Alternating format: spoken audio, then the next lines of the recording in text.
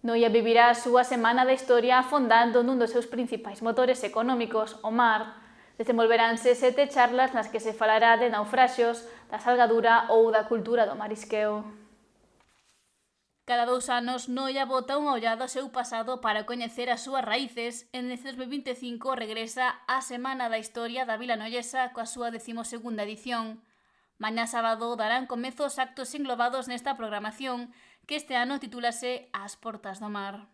Onde se van a tocar diversos temas durante 7 días, unhas xornadas que se celebran no Coliseo Noela, e como dicía, para nós é algo, penso que das actividades máis importantes que podemos celebrar. Dicía Xerardo en moitas ocasións que se iniciou isto xa cando era concelleiro avilés, que tamén quero nombralo un pouco para darlle un pouco sentido pésame a toda a familia por o falecemento da que o acompañou durante toda a vida como a súa muller Sofía. Como dicía, tocaranse diversos temas que vos explicará un pouco Xerardo e invitar a todo o mundo para que participe en estas xornadas.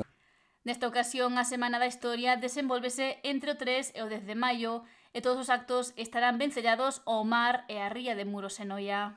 Destacar esta importancia que tivo Noia durante a Idade Media, durante a Idade Moderna, en relación co mar, porque era un lugar onde afluían os peregrinos dende o norte, e en Noia había varios hospitais, e Noia tivo unha impronta moi importante en relación co mar. Comenzarán as xornadas con a Escola de Danza Oitos, que vai a facer un espectáculo audiovisual que leva o título do lema deste ano, que son As Portas do Mar. E as charlas comenzarán o luns. En primeiro lugar, o investigador de Muros, Manuel Mariño del Río, dará unha conferencia sobre os naufraxios entre a praia de Testal e a enseada da Barquiña. O martes coñecerase máis en detalle a historia da salgadura coa charla impartida polo investigador Santiago Llobo e titulada O salgado do peixe na ría de Muros Noia, as fábricas dos cataláns, e o mércores Zamara Soprano e o grupo Aslens vai a montar un espectáculo titulado Cancións inspiradas nos sons do mar.